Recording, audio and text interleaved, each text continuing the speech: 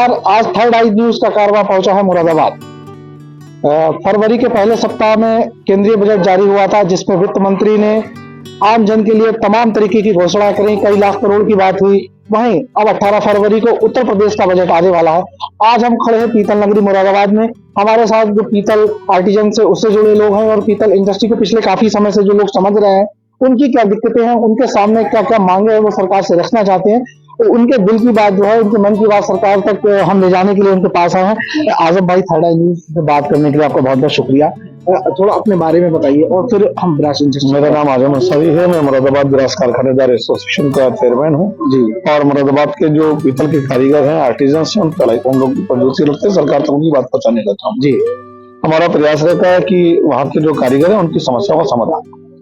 आजम भाई, अभी आप लोगों के सामने सबसे बड़ी दिक्कत क्या है? जो ब्रास इंडस्ट्री है, हर साल सरकार वादे करती है कि एमएसएमई जो हैंडीक्राफ्ट है, मैन्युफैक्चरिंग है, उनको हम सहूलियतें दे रहे हैं, लेकिन आप नीचे से लेकर ऊपर तक, यानी जो मजदूर बना रहा है और जो फैक्ट्री मालिक तक है, आप दोनों की चेन है।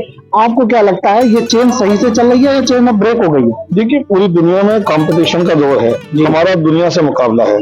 एक तरफ चाइना हमारे सर पर सवार है, दूसरे जापान पर सवार है, तीसरी तरफ रशिया सवार है। ऐसे कंपटीशन में हम जैसे छोटे लोग अगर पूरी दुनिया में अपने मुरादाबाद के उत्पादों को पहुंचा रहे हैं तो ये हमारे लिए बड़ी बात है। दूसरी बात है सरकार को इसमें बहुत सहूलतें देनी चाहिए। जहां तक जीएसटी से हम लोग प्रभावित हुए हैं, जीएसटी का मसला है। जीएसटी को कम से कम 0, जैसे वेट में 5% की जीएसटी, ऐसी जीएसटी आनी चाहिए। दूसरा, सरकार की योजनाएं तो बहुत है, सरकार की मंशा तो बहुत है, लेकिन सरकार की जो मंशा है वो धरातल पे नहीं है। आज हम अगर ओडीओपी जैसी महत्वपूर्ण योजना की बात करें, सरकार का बहुत अच्छा प्रोग्राम है, एक जनपद एक उत्पाद, लेकिन वो जनपद एक उत्पाद का जो लाभ है वो छोटे कारीगर को नहीं मिल पा रहा है। उसका लाभ जो है मैन्युफैक्चरर को नहीं मिल पा रहा है। और जो निर्यात में मिलने वाली सुविधाएं थी, मैं कहूँ फोकस की बात करूँ, इंटरेस्ट की बात करूँ, रेट टेप की बात करूँ, बहुत सारी सुविधाएं थी, वो भी सरकार ने धीरे धीरे खत्म कर दी है। जहाँ एक और सरकार 20 से 25%, 23% तक का ड्रॉबैक देती थी, आज वो तो कम हो गया है और 18% की जीएसटी सरकार को उल्टा देना पड़ती है। लेकिन मैंने अभी माननीय प्रधानमंत्री जी को पत्र लिखा है कि जो जीएसटी का स्लैब है, उस स्लैब को जो 40 लाख रुपए की फाउंडेशन उसे बढ़ाकर 1 करोड़ कर दिया जाए और जो उसके अंदर ईवे बिल की सुविधा है उसे बढ़ाकर 3 लाख कर दिया जाए। आप स्टेट गवर्नमेंट से किस प्रकार की सहूलियत चाहते हैं? क्योंकि योगी सरकार का नया बजट आने वाला है 18 फरवरी को। आपको क्या लगता है कि स्टेट गवर्नमेंट अपनी तरफ से किस तरीके से राहत दे सकती है? देखिए, मैं सबसे पहले तो माननीय मुख्यमंत्री जी का आभार व्यक्त करता हूँ कि उन्होंने एक जनपद एक उत्पाद जैसा बड़ा महत्वपूर्ण कार्यक्रम चलाया और उनकी मंशा है कि हर हेडक्वार्टर पर जाकर उसकी समस्या को सुना जाए। आज अगर सरकार अपने उस उत्तर प्रदेश की दशा और दिशा में ले जाना चाहती है तो इंडस्ट्री को सर्वोपरि बनाना पड़ेगा। आज उन छोटे कारीगरों से लेकर मैन्युफैक्चरर तक और मैन्युफैक्चरर से लेकर निर्यातक तक को सहूलतें देनी पड़ेंगी।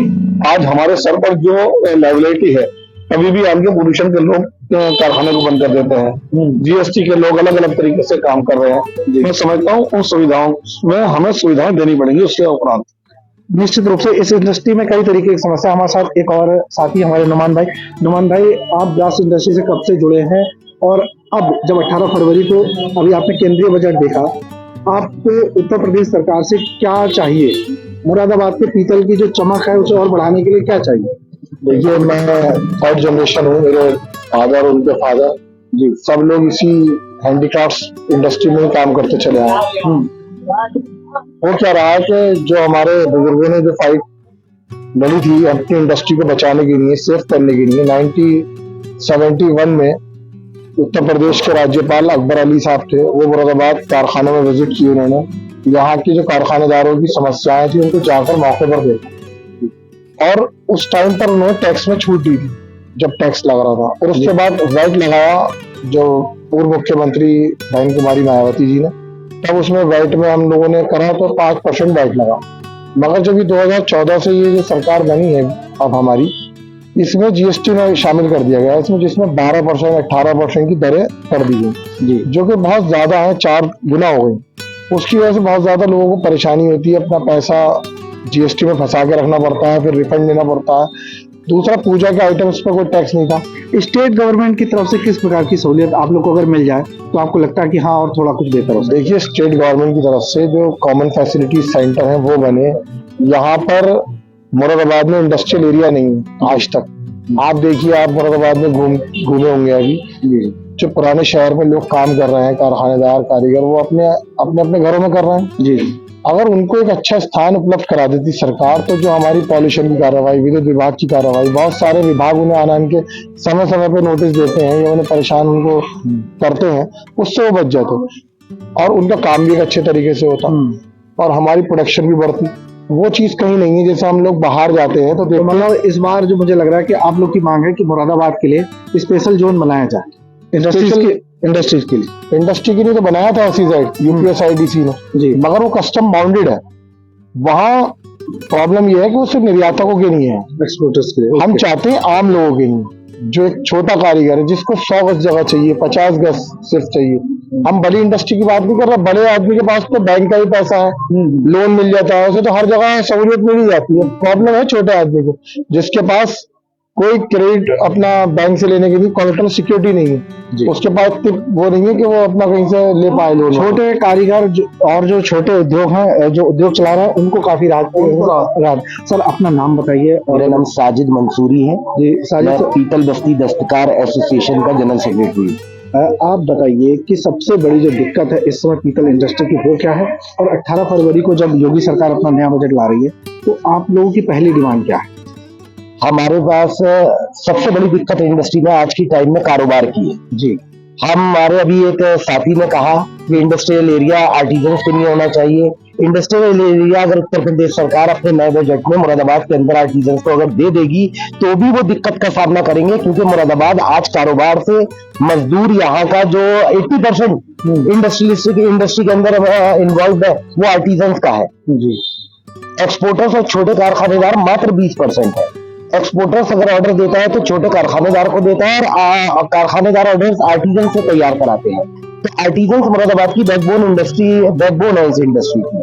अगर उनके लिए उत्तर प्रदेश सरकार बजट के अंदर कारोबार के रोजगार के जरिए नहीं खोल पाएगी तो ये मुरादाबाद जो मुगलों के दौर से हस्तशिल्प इंडस्ट्री का गहवारा कहलाता है वो डूबता चला जाएगा, कहीं ना कहीं लुप्त होता चला जाएगा।